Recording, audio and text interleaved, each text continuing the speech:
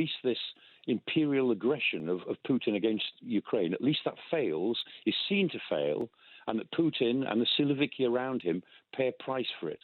If that were the outcome in the next 1 to 2 years, then I'd say that was a pretty good outcome. We've still got to live with a very different Russia for the next 2 or 3 generations. It's changed European security fundamentally for the next 40 or 50 years, this war. But at least if we can frustrate this imperialist aggression to invade unprovoked, invade your neighboring state and try genocidal policies to suppress its nationality, if we could stop that, then the rest of the world would take note that these sorts of things are not inevitable, they don't have to happen, and that the Western liberal democracies really are more powerful than they sometimes seem. I think the missile attacks from Russia were always planned. I mean, this is the 13th, the one that's taken place today, since the 10th of October when they began. So they're attacking all the time, but they've had these big attacks. This is the 13th big nationwide attack. It takes them a little while to plan these things. They can't just, as it were, put them on at a couple of hours' notice. It takes them a few days to plan them, and you can see preparations going on in Russian air bases inside Russia, just with commercial satellite imagery. So the chances are they had this attack ready to go. Maybe they were thinking of it around the Ramstein meeting last Friday, and they obviously decided to press the button and go today. So I think it's related to the American announcement, to Biden's announcement and Germany's decision, but it was always going to be related to it. In Germany, they may feel that this is a message. It's meant to be a message, but to be honest, nobody's taken it very seriously as a diplomatic message. It's just another example of the way Russia is conducting the war. Ukraine obviously have welcomed the tanks, but say that even more help is needed, missiles and planes and so on. But even these tanks, I mean, realistically, I think one of the reasons the Americans weren't sending tanks in the first place was because they felt that it would take too long for people to master the driving of them. The training would take too long. That hasn't changed with the supply of these 31 tanks. So how useful is it? How much chance does it have of sort of turning the tide? Well, the use of the American Abrams M1, you're quite right. It's essentially a battalion of tanks, about 30. They won't arrive there for a very long time, and they'll be hell to maintain. I mean, it's only worth sending Abrams if you're going to send 200 or 300, where you've got to set up so much extra as a backup for them. But their usefulness is political. Clearly, Chancellor Scholz was not going to move on the Leopard 2, which is the tank that the Ukrainians need and they want, and it's the right tank for about 20 different reasons. They weren't going to move on that unless they got the Americans to agree, at least in principle, that they were sending a significant number of Abrams. So although if they ever appear on the battlefield, it'll be much later this year. The fact is they've unlocked the puzzle that was preventing Germany from actually going along with supplying Leopards and allowing other countries to supply the Leopard tanks that they had, which was even more critical. So in terms of further backup, things like missiles, planes and so on, what is feasible? I mean, Russia greets every single announcement from countries supporting Ukraine as an act of escalation, and there's all kinds of rumblings that issue forth. But at what point are we locked into a war with Russia in all but name? Oh, we've been in that since February the 24th last year.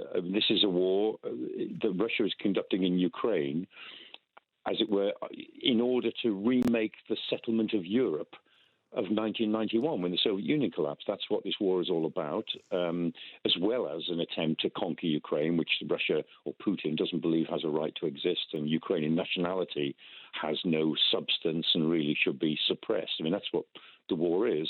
So, yes, we're locked in a war, and escalation is built into this war. It was built in from the very first day. And so are we in an escalatory phase now? Yes, we are. Will this year be more dangerous than last year? Yes, it will. Doesn't mean to say that it's going to spin out of control, but we've got to keep our nerve here, because the war will get worse this year. The fighting to come in the spring, when the weather starts to ease, will be more fierce than the last lot of fighting. It'll be more mobile, not as set in particular areas. And one of the reasons why the West is trying to supply Ukraine with these sorts of weapons, and more will have to come, particularly air defense and aircraft, is that the Ukrainians need to be able to move faster than the Russians. And I believe they will be able to, but time is very short. I mean, this decision that has been taken on the tanks, particularly the Leopard 2 tanks, is just in time, but it is only just in time, and time is very, very short. And this might seem like a strange question, but who are we fighting? There's lots of speculation about illness and in terms of Putin, whether he's still alive. Are we fighting Russia or President Putin? And the speculation as well about whether he's acting rationally or not, or whether he's become reckless and emotional. How much does that all make a difference in terms of what plays out? Well, I can promise you that he's reckless and emotional. He's not a madman. He's not a lunatic, but on the other hand, he doesn't work on the same sort of rationality basis as we do. This war would not have started if it were not for Putin's decision-making. But this isn't actually only Putin's war. It's a war of the Siloviki, who are the security elite around Putin. The people around him all believe the same, or most of them seem to believe the same. And after 10 or 15 years of constant propaganda about Russia and Ukraine and the West, a large proportion of the Russian public appear to go along with the idea of the war, that it's about time Russia stood up for itself, it's about time Russia stopped being pushed around by this arrogant Western world, it's about time that NATO learned that Europe is not only a Western creation. All of those sorts of things go into Russian attitudes. So this is not only Putin's war. Unfortunately, I mean, Russia is on a trajectory, certainly at the top among the elite, which is deliberately confrontational with Western liberal democracy. And that's where we are with it. It's very distressing, but we've got no choice but to try to see this through to the point where at least this imperial aggression of Putin against Ukraine, at least that fails, is seen to fail, and that Putin and the Siloviki around him pay a price for it. If that were the outcome in the next 1 to 2 years, then I'd say that was a pretty good outcome. We've still got to live with a very different Russia for the next 2 or 3 generations. It's changed European security fundamentally for the next 40 or 50 years, this war.